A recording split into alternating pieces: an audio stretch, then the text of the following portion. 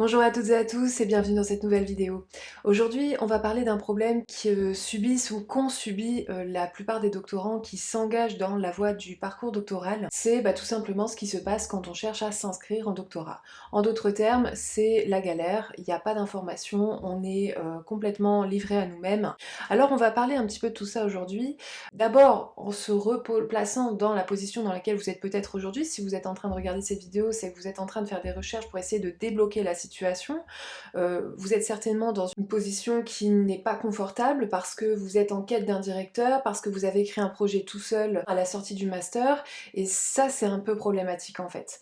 Pourquoi? Souvent, au démarrage, on a un peu peur de contacter des chercheurs, donc ce qu'on fait, qu'on soit professionnel depuis quelques années ou qu'on soit sorti tout juste de master, on va écrire un projet doctoral en fonction du mémoire de master qu'on vient de rédiger. Donc on a un sujet qu'on a creusé là pendant le master, on a quelques idées, on a envie d'aller plus loin, on sait à peu près en quoi consiste le fait de faire une thèse, donc on essaye de créer un projet en partant sur une problématique qui va être un peu plus large ou un petit peu plus approfondie que celle de master, et puis on va écrire un projet comme ça avec ce que vous avez, et puis hop, vous l'envoyez à différents directeurs de recherche potentiels qui pourraient peut-être encadrer votre thèse. Vous les aurez repérés un petit peu sur internet, bon vous en repérez un ou deux en général, parfois plus, on vous regardez, ça dépend des personnes, mais souvent quand vous voyez que vous n'avez pas de réponse, vous allez creuser un peu plus, et puis là vous allez trouver d'autres personnes.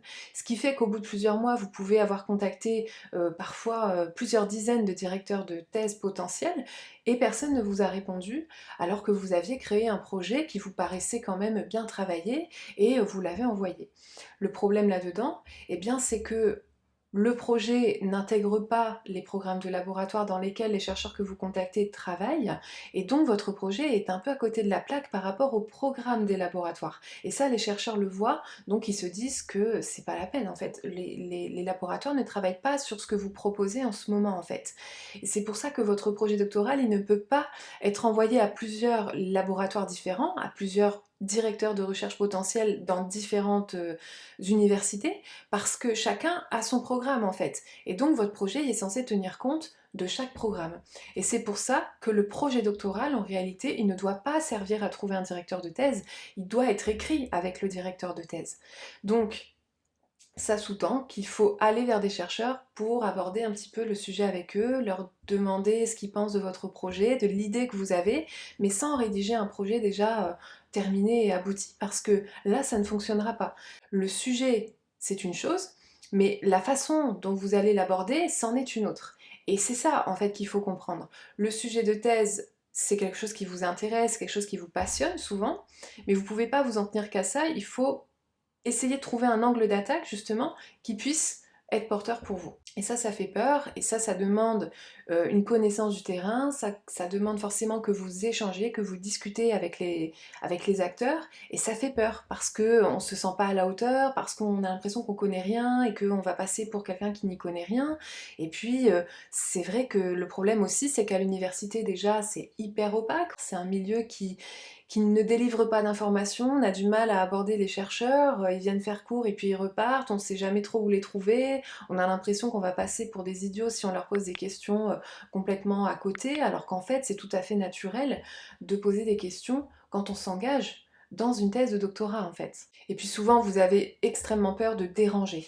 Vous me le dites tout le temps, c'est vraiment, puis je le perçois en fait dès le départ, quand vous m'envoyez un petit peu les mails que vous avez déjà envoyés avant de me contacter, vous avez peur de déranger les chercheurs, vous avez peur de passer pour quelqu'un, enfin de les ennuyer, de leur faire perdre du temps, alors vous essayez de faire un maximum de choses tout seul, et en fait c'est pas du tout comme ça qu'il faut aborder les choses. Il faut vraiment vous dire que le travail que vous allez faire avec votre directeur, c'est un travail d'équipe, et que votre directeur, il a tout à vous apprendre en fait. C'est vraiment à lui de vous prendre par la main. Un directeur, ça se choisit justement pour ces qualités-là.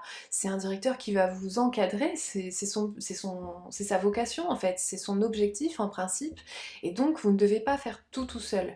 Alors on peut se trouver complètement frustré au bout de quelques mois sans réponse, sans solution, enfin en tout cas c'est ce que vous me dites quand vous venez vers moi, ça fait des mois que vous êtes sur le projet, il n'y a pas de solution en perspective, personne qui vous répond, ou alors on vous dit qu'il faut un financement, vous savez pas du tout par quel bout prendre le problème.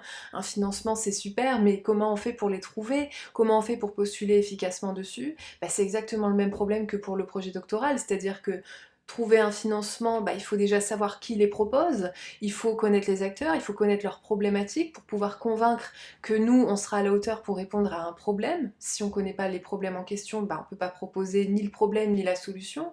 Donc, en fait, c'est vraiment le serpent qui se mord la queue et on se retrouve souvent bloqué. Mais quelque part, c'est une chance hein, si vous êtes bloqué à ce moment-là parce que a contrario, si vous arrivez à vous inscrire avec un directeur de thèse qui va prendre votre projet doctoral que vous avez écrit tout seul et qui va vous permettre de vous inscrire comme ça dans un laboratoire, ça c'est une catastrophe en fait, parce que par la suite, bah, tout ça vous ne l'aurez pas fait, vous n'aurez pas monté le projet en ayant vraiment idée de ce qu'il faut faire, de ce qui est attendu et ce qui pourrait être porteur pour vous en fait, pour votre carrière, et donc bah, vous allez vous retrouver sur le carreau à la sortie et vous ne serez pas le premier à qui ça arrive en fait, c'est ça le problème.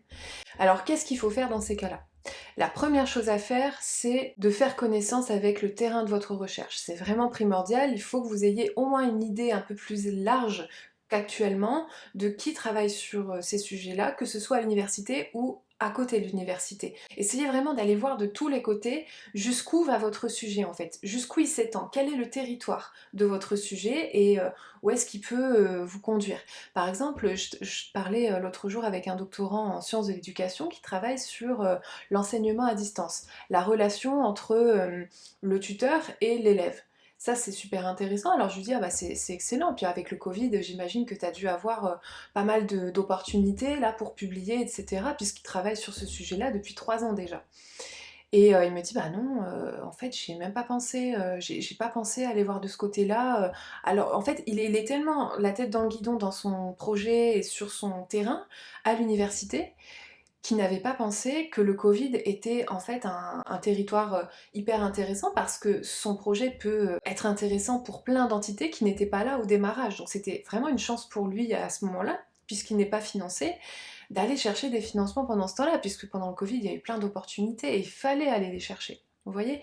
Donc vous, c'est pareil, le mieux c'est de le faire dès le démarrage, évidemment, pour pas se retrouver justement bloqué derrière sans projet, sans solution, etc. Et donc de voir un petit peu quel est le spectre, quel est le champ des possibles sur cette thématique-là. Ensuite, la deuxième chose à faire, c'est de trouver un directeur de thèse. Et quand je parle de trouver un directeur, c'est pas de prendre le premier directeur qui se présente ou qui va répondre à vos mails. C'est vraiment faire un état des lieux, voir qui pourrait encadrer vos travaux, savoir, enfin comprendre tout ce qui concerne les grades universitaires. J'avais fait une vidéo là-dessus il y a 3 4 mois. Essayer de voir vraiment quelle personne serait susceptible, en tant que chercheur, de vous encadrer sur ce projet, de savoir pourquoi, de vous renseigner un petit peu sur ces directeurs, de leur écrire, mais pas en envoyant un projet doctoral évidemment, mais en leur parlant, voilà, en communiquant avec eux de la manière adéquate et bah, essayer de voir justement s'ils sont réceptifs, à quoi ça leur fait penser, est-ce qu'ils seraient d'accord pour en discuter avec vous éventuellement, et pour pouvoir en savoir un peu plus en fait. Donc ça se prépare. Il faut vraiment, c'est là qu'il faut éviter de passer pour quelqu'un qui n'a pas étudié le terrain. C'est pour ça qu'il faut d'abord étudier le terrain, ensuite contacter des chercheurs, essayer d'échanger avec eux, voir dans quelle mesure ils pourraient devenir votre directeur. Et ça suppose que vous en rencontriez plusieurs, que vous puissiez échanger avec plusieurs pour pouvoir ensuite faire un choix qui vous revient. C'est pas eux qui vont vous choisir, c'est vous qui allez les choisir. Ou en tout cas, ça va être d'un commun accord. Il faut que ce soit gagnant-gagnant. Il faut pas que ce soit juste ah bah je le prends parce que c'est lui qui m'a répondu et du coup c'est bon, super, ça marche, je vais pouvoir m'inscrire. Non, non, il faut choisir. C'est exactement comme une recherche d'emploi en fait. Vous n'êtes plus en posture d'étudiant, vous êtes en posture de recherche d'emploi. Et quand vous êtes en recherche d'emploi, vous vous renseignez sur la personne qui va vous recruter, vous vous renseignez sur l'entreprise, vous vous renseignez sur les perspectives de carrière pour vous en fait. Qu'est-ce que cette entreprise va vous permettre éventuellement? Est-ce que vous allez pouvoir évoluer? Est-ce que vous allez pouvoir faire ce que vous avez envie de faire en fait? Et c'est vraiment comme ça qu'il faut aborder aussi l'expérience doctorale, en ayant en tête ce que vous attendez du doctorat. Et donc il faut aussi vous interroger sur ce que vous attendez du doctorat, ce que vous voulez faire avec ça par la suite, au moins avoir quelques idées, sans que ce soit trop précis, hein, bien entendu, c'est pas la peine d'avoir une stratégie en 5 ans ou je sais pas quoi, mais vraiment d'avoir quelques idées et d'être au clair surtout sur pourquoi vous faites un doctorat. Ça c'est extrêmement important.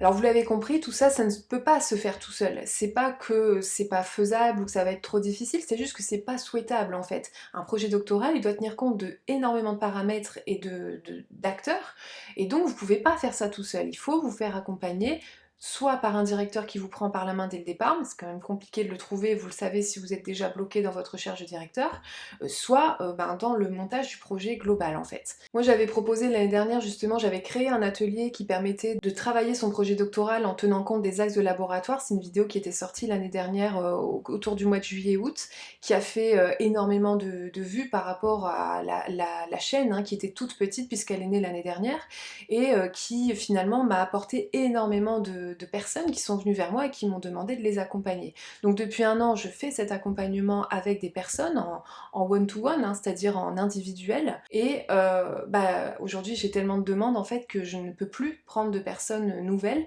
et j'ai décidé de créer l'accompagnement sous forme de programme, pour qu'il puisse être accessible en fait à un maximum de personnes sans que vous ayez besoin d'avoir des rendez-vous visio avec moi. Tout le programme, en fait, je l'ai rédigé, je l'ai mis en ligne sous forme de texte, sous forme de cours, sous forme de vidéos, sous forme de... Il y a des audios, il y a des illustrations, enfin, il y a vraiment tout le matériel qui vous permet d'accéder au contenu sans avoir à passer par moi pour avoir accès à ça. Et j'ai créé pour cet accompagnement-là un groupe Facebook privé qui permet aux personnes qui vont intégrer le programme d'avoir les conseils, de pouvoir déjà discuter avec des personnes qui sont dans le même process d'inscription et d'avoir accès à moi aussi pour être conseillé dans cette procédure d'inscription et de montage du projet en fait. Voilà, donc moi ça me permet d'être beaucoup plus disponible pour un grand nombre de personnes sans avoir à remplir mon agenda qui est déjà complètement saturé, et de permettre à un maximum de personnes d'être informées correctement, d'être accompagnées dans cette procédure. Alors ce programme, il va sortir lundi, il ouvre ses portes le 11 avril 2022. C'est un programme qui est en 5 modules. Il vous permet vraiment d'avoir accès à une marche à suivre qui va être claire, qui est complète et qui vous permet vraiment de, simplement en suivant les étapes, de monter l'ensemble de votre projet sans avoir de problème, en comprenant bien comment ça se passe, en comprenant bien quelles sont les attentes. Donc vous avez un premier module qui va porter sur vraiment tout ce qui est connaissance avec le terrain de la recherche, et puis on fait le point aussi sur ses compétences et sur le pourquoi on s'engage dans ce doctorat. C'est vraiment très important de faire ce point-là au démarrage. Ensuite, on passe au module 2 où on va vraiment aller chercher le directeur de thèse, on va faire un travail de fond pour le cibler, pour le trouver, pour le contacter. On va apprendre à communiquer avec des chercheurs, que ce soit par mail ou par la suite quand on va avoir des entretiens en visio. On prépare ces entretiens-là. Dans le module 3, on entre en doctorat, donc là vraiment on échange avec des acteurs, avec des directeurs de thèse potentiels, on fait son choix de directeur et on commence à construire le projet doctoral dans le module 4 avec toutes les informations sur quelles sont les étapes du projet, en fait quelles sont les parties qui sont nécessaires au montage, quel est l'enjeu de chacune de ces parties, sachant que ce projet doit convaincre non pas un directeur de thèse, mais le laboratoire où travaille le directeur de thèse qui va s'engager auprès de vous. Et une fois que le laboratoire aura signé ce projet, il devra ensuite être validé par l'école doctorale. Donc ce projet doit convaincre. Il faut vraiment comprendre quelles sont les attentes des laboratoires et quelles sont les attentes des écoles doctorales de leur côté pour que ce projet soit validé sans problème au mois de septembre. Sachant que les inscriptions en doctorat commencent en septembre et elles se clôturent fin novembre, début décembre selon les écoles doctorales. Et bien sûr, le dernier module qui est plus ou moins détachable, hein, vous pouvez commencer par le module 5 si ça dépend des disciplines, ça dépend de là où vous en êtes aujourd'hui, mais c'est tout ce qui concerne les financements, donc comment trouver des financements, qui va offrir ces financements, comprendre la distinction entre les différents types de financements et évidemment apprendre à postuler efficacement sur ces financements. Ces 5 modules vous permettent vraiment de démarrer sur les meilleures bases possibles, tout simplement, d'avoir une entrée en doctorat qui est sereine, qui est maîtrisée surtout, et qui vous évite d'être dans cette posture où vous avez peur de déranger, vous avez peur de tout en fait, et où vous n'osez même pas poser des questions parce que vous avez l'impression que c'est trop grand, c'est trop vague, c'est trop loin, etc. et de pas avoir peur des personnes qui vont vous entourer en fait au laboratoire. Comment ça va fonctionner pendant le doctorat, qu'est-ce qu'il faut faire chaque année, comment ça se passe, est-ce qu'il y a des cours, est-ce qu'il faut se réinscrire, tout ça c'est dans la formation et ça vous permet vraiment de démarrer avec toutes les informations dont vous avez besoin et vraiment une belle visibilité sur le potentiel que vous avez grâce au doctorat. Voilà, je serai en live toute la semaine prochaine de lundi à vendredi à 16h heure de Paris. Le but des lives évidemment c'est que je puisse vous présenter le programme, c'est que je puisse répondre à toutes vos questions. Donc n'hésitez pas, si vous avez la moindre question par rapport à tout ça, vous savez me contacter hein, sur les réseaux, sur LinkedIn, sur Instagram, sur Facebook. Et sur YouTube, évidemment, il y a l'espace commentaire là sous la vidéo si vous avez besoin de quoi que ce soit.